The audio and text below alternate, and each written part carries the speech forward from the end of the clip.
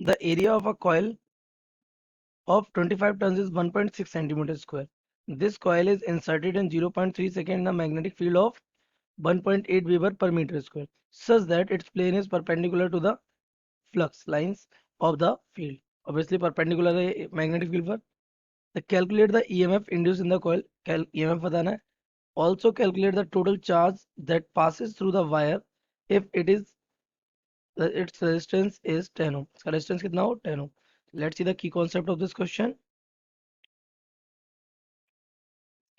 The key concept of this question is beta Faraday's law. और Faraday law क्या कहता है? Change in flux. कौन सा?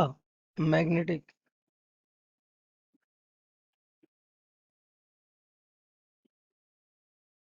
Induces EMF. क्या इंड्यूस करता है? EMF. और ये दिया कैसे आता है? Induces EMF इक्वल्स टू हो जाएगा N delta phi over delta T. ये होता है हमारा. इसके अलावा पूछ रहा है चार्ज. चार्ज के लिए क्या कॉन्सेप्ट है? Charge is given by always I into T. ये. और करंट कैसे गिवन होगा? Current is given by EMF upon resistance. हमें गिवन क्या है? हमें गिवन सब कुछ है. तो हम we have given many things.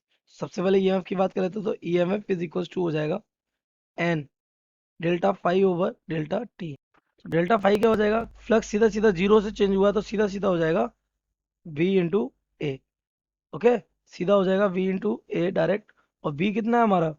We हमें गिवन है कितना? 1.8 वेबर पर मीटर स्क्वायर. जीरो से इतना ही हो जाता तो ये हो जाएगा 1.8 वेबर पर मीटर स्क्वायर इंटू एरिया. तो हम यहाँ ये चीज रख सकते हैं. ई एम इक्वल हो जाएगा एन. नंबर ऑफ टर्न्स कितने हैं इसके? 25. ओके. तो यहाँ लिखेंगे 25 इंटू ये कितना हो जाएगा? 1.8 इंटू एरिया कितना है इसका? Area 1.6 centimetre square. और we can say 1.6 into 10 to the power minus 4 metre square. Time कितना ले रहा है? कितना टाइम की बात है ये? 0.3 सेकेंड के. तो ये सब कितने सारे टाइम में हो जाता है? 0.3 सेकेंड्स में हो जाता है. तो ये हम इसको अगर कैंसिल आउट करें तो ये चला जाए कितना टाइम? 6 टाइम्स. और ये 6 और 25 मल्टीप्लाई करेंगे 150 हो जाएंगे. और 150 से ये 16 और 15 का मल्टीप्लाई अगर हम करेंगे बेटा तो will get 240. Okay. It is 240 into 10 to the power minus 4. This becomes 2.4 into 10 to the power minus 2 of volt. ये हमारा क्या आ जाएगा?